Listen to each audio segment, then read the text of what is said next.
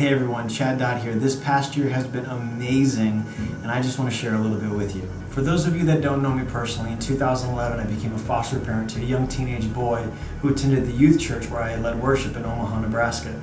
He's with me for approximately a year before I moved to Tulsa, Oklahoma. When he came into my home, it was a week before his freshman year started, and he only had the clothes he was wearing: tank top, shorts, and flip-flops. And due to the circumstances, we aren't sure when, if at all, he was going to get any of his old clothes. So friends and family began to donate some of their old hand-me-down clothing, and some of them were just old. So we took him clothes shopping, and a friend of mine gave us a shopping spree to Dillard's where we were able to get him some nice shirts. We continued our shopping and were able to get him a whole new wardrobe for his first week as a freshman. Now before this, I've heard about foster children and was passively sympathetic about their situation, but never really fully understood what they actually go through. To say that these children are being pulled from the only home that they know and then thrusted into a new environment of a stranger's home is simply just scratching the surface of the many challenges that they face on a daily basis. Not only with the constant moving, but then the struggles to fit in with all the other children in school. Common practices for foster children to receive hand-me-downs or make visits to the local thrift store to get clothing that is just either not stylish, don't fit, or not even in good condition.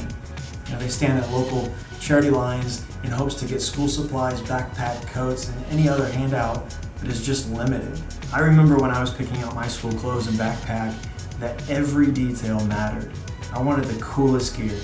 It was the simplest way to immediately fit in at school. If I was wearing high-watered pants or even clothes that just didn't fit, I was an immediate target for ridicule and jokes. So I've been on a journey to figure out how to minimize the gap that foster children feel to fit into school.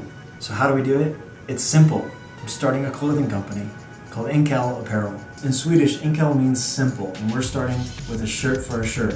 When you buy a shirt, we in turn donate a shirt to a foster child in between kindergarten and seniors in high school. And we're currently starting in my old hometown of Omaha, Nebraska, where in June of 2012 it was reported that there were 3,047 foster children between kindergarten and seniors. By the end of our first year, we want to clothe all 3,047 of them in Omaha with one of our shirts. We want to expand our reach by year 3 to include cities all over the US, and by year 5, the UK and Europe. In a couple of years, Enkel Apparel wants to move past just shirts and get into a whole clothing line, from jeans, tops, hoodies, socks, underwear, you name it, and the same principle applies. Buy one, Enkel gives one. We are in our starting phase right now, so how can you help? Well, just like any other business, we have startup costs, including sample shirts, the cost of initial stock, software, shipping material, the list goes on.